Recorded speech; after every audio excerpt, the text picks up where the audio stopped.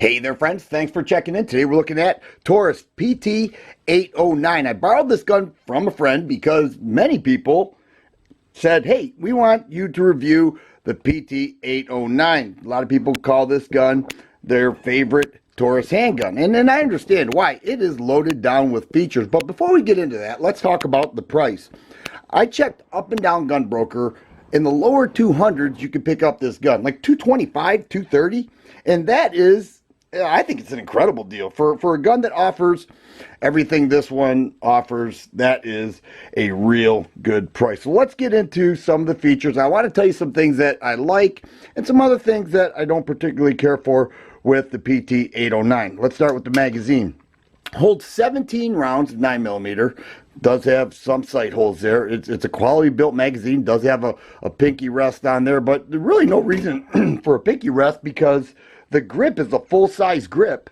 I mean, this feels like a full-size gun, albeit a compact gun. It is a polymer frame. It does have a thick grip. Now, it does also have 3 backstrap choices that you could use to fit your hand size. You can see by the texturing, does have some lines in there, slight finger grooves, not bad. And one thing that I think is super cool, ambidextrous throughout, magazine release and slide stop on both sides of the gun. Very nice feature. It does have a 1913 rail there, thumb safety that can be used for keeping it in double action. Will lock the trigger, will also lock the slide, or this gun can be carried cocked and locked utilizing the thumb safety, and you know, kind of 1911 style. Once again, it will lock the trigger.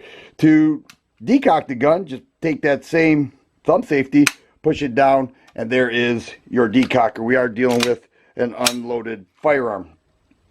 Serrations in the front and the rear, 3-dot sights. They are Novak sights, so pretty familiar. And the field strip is not bad either. We're familiar with this, right? Pull the slide back a 1/2 inch and then hit those takedown levers and off comes the slide. Here we have a dual recoil spring and a 4-inch barrel. So everything so far is very nice. The features are plentiful. The field strip is easy.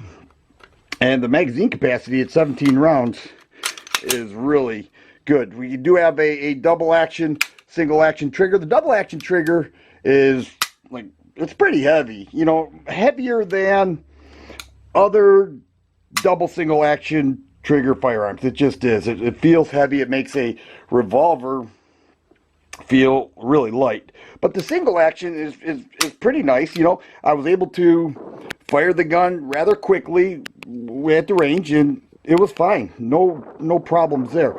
Now, let's talk about some of the things I don't care for. We'll start with the magazine. It is a quality built magazine, no question about it. You see the yellow follower there. Don't see those too often. But when manually loading this magazine, this spring is extremely tight. And I mean, it is tight. I was able to manually load about 12 rounds. After that, you need a speed loader. And Taurus includes a speed loader in the case. It has a speed loader, 2 magazines, a cleaning brush, 3 back straps, and a padded hard case. So that's pretty good. But you do need that. Trust me. The second thing, which I found, you know, a little more important, was I had trouble hitting my target on a consistent basis. You know, I understand every gun needs an adjustment. You know, sometimes it requires a center hold on your target, sometimes a 6 o'clock hold on your target, and you find out where your gun fires and you make adjustments. It seemed like every time I made an adjustment, I had to adjust from my first adjustment and then adjust from that adjustment to consistently hit the target. So I did not shoot this gun very well. And you might say, well, you know, maybe that's you. You're a below average shooter, and I would accept that.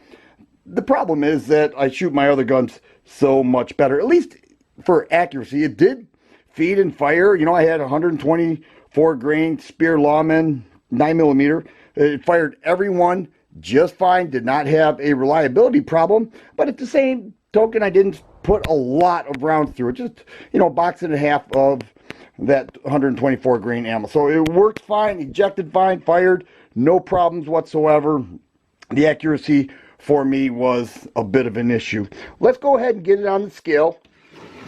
we'll check out the weight here. It is unloaded, so obviously with 17 rounds of 9mm, it would be quite a bit heavier. But the website says 30 ounces, and here we are, 30 1/8 ounce. So that is, you know, accurate with the website. Overall, I find it to be a feature-loaded gun. It has many of the features that we want in a handgun. It's a nice-looking gun. It points well. It fires fine. I have a little bit of trouble with pinpoint accuracy. Would not be my first choice to carry due to the weight. Size feels, you know, rather stout, but the accuracy, or for competition shooters, this is not the gun for you. You know, you want something that you can pinpoint shoot a little bit better, and that's just my opinion, but that's why it's my review. If you like videos like this, please subscribe and share. I always appreciate the thumbs up button. Thanks for watching, and you guys be safe.